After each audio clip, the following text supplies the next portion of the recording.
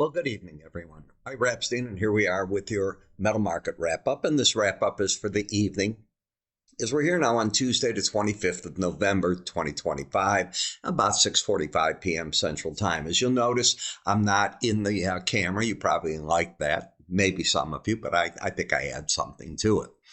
In any case, it's time to make your shift. You want to be out of D gold into the Feb. You want to be out of D silver into the March. Make sure you're not trading D's copper. I've been keeping Marches up most of the time, but that's the ones you want to be trading there. Very soon we'll be coming out of the D's in the stock indices and the currencies. That's all about to happen. The same's going to happen in the bonds and the notes. So be ready for all that. It's right in front of you.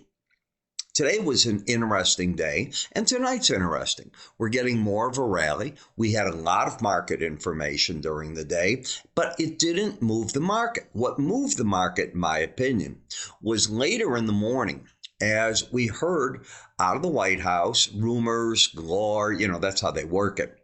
They test us.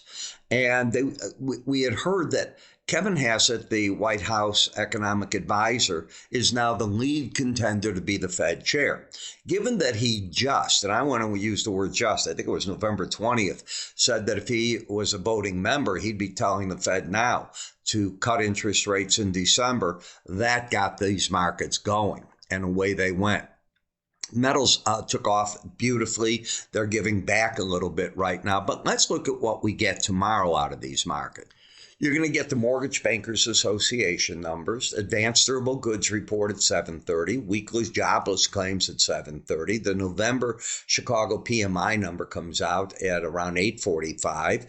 I didn't put it in here. I wanted everything on one page. We'll get the EIA oil stocks numbers, the energy report for the crude, for the distillates, the gasoline at about 9:30 a.m. At 11, we get the natural gas report. And ending the day, we're going to get the Beige Book of the Federal Reserve. So we'll get a pretty good idea in that Beige Book how the different districts are doing.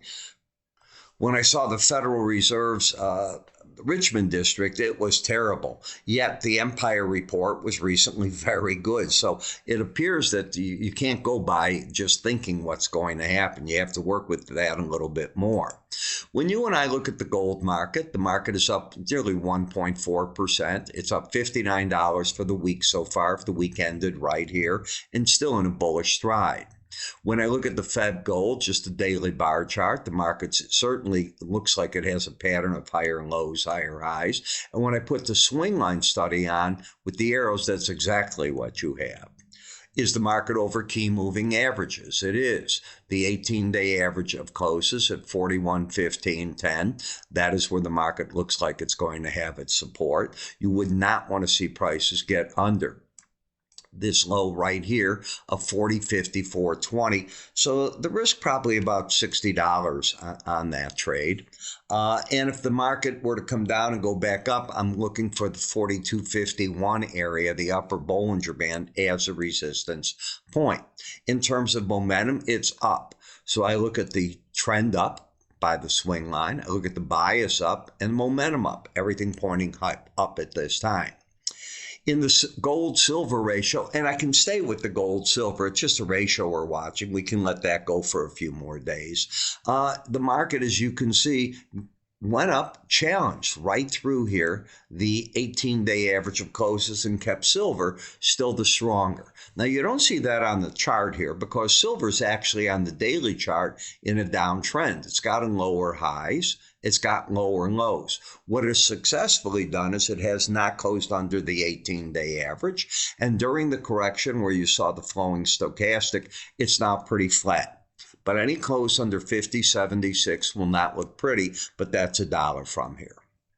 In the copper market, I see a whipsawing market. I don't see a real trend trader at all. Lower low, higher high. Doesn't seem to want to hit the lower or upper Bollinger Bands. More or less hang at the 18-day average of closes. And in the Jan Platinum, we keep rallying to the 18-day average and can't make it through it.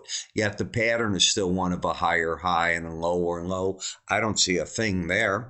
And last but not least, the dollar has rolled over. You had one hit of the upper Bollinger Bollinger Band, and you know what I teach you in that. If you take my courses and so on, and by the way, we will have our Black Friday sale coming up shortly.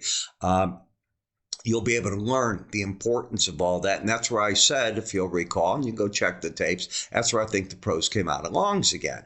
And it's exactly what I still think. Now, you've turned this into a downtrend. With the close of business, you're at lower highs, lower lows. You've closed under the 18-day average, and momentum has turned down. So short sellers may come in here hitting the market. Why? Because if interest rates are going to fall, that could be a big negative. But I write about that in the daily reports and so on. So you might want to go before the sale begins and come up here, take a look at all we have, move your cursor, go through our website, see what you can see there. You'll get a pretty good idea. We have not put the Black Friday sale up yet. You'll see the regular pricing of everything, and hold off for a day or two. You can also move over here on these areas, and you'll be able to see the YouTube cursor. Give that a click, and away you go. In the meantime, I'm Ira Epstein. Thanks so much for watching this, and I will catch up with you all in the other videos tonight in the morning video.